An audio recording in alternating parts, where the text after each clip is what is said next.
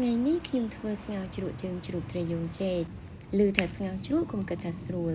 ដល់ពេលធ្វើទើបដឹងថាចេះតែចុកយូរជើងជ្រូកនឹងមុននឹងស្ងោរសម្រាប់ទាល់តែស្ងោរនឹងគ្រឿងម្ដងសិន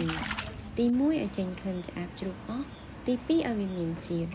អញ្ចឹងក្លិនអាក្រក់ចេញរសជាតិឆ្ងាញ់ចូលចំណែកឯត្រយូងចេកវិញបើចិត្តមិនត្រាំទឹកក្រូចឆ្មាទេទុកចោលបន្តិចខ្មៅអ៊ុយរឿងអ្វីក៏ដោយបើធ្វើឲ្យទៅរួចពីដៃវាស្រួលទេតែលទ្ធផលយកជាកម្មកើតវាស្មើនឹងហត់អត់អំពើដដែលអញ្ចឹងសុខចិត្តហត់ខាងបន្តិច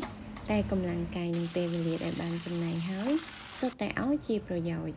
ហើយអ្វីដែលឲ្យផលជាប្រយោជន៍នឹងគឺសុទ្ធតែជំរុញកម្លាំងចិត្តយើងហើយដូច្នេះវាកាន់តែធ្វើឲ្យមានកម្លាំងទៅមុខទៀតប៉ុន្តែពេលខ្លះខំខ្លាំងដែរតែនឹងតែអត់ប្រយោជន៍ពេលនឹងពឹងកម្លាំងចិត្តពីលទ្ធផលលែងបានឯងអញ្ចឹងមានតែតាមរកចម្លើយវិញថាហេតុអ្វីទើបយើងធ្វើមិនបានព្រោះតាមពិតទៅចម្លើយនៃសំណួរថាហេតុអ្វីទើបយើងធ្វើមិនបាន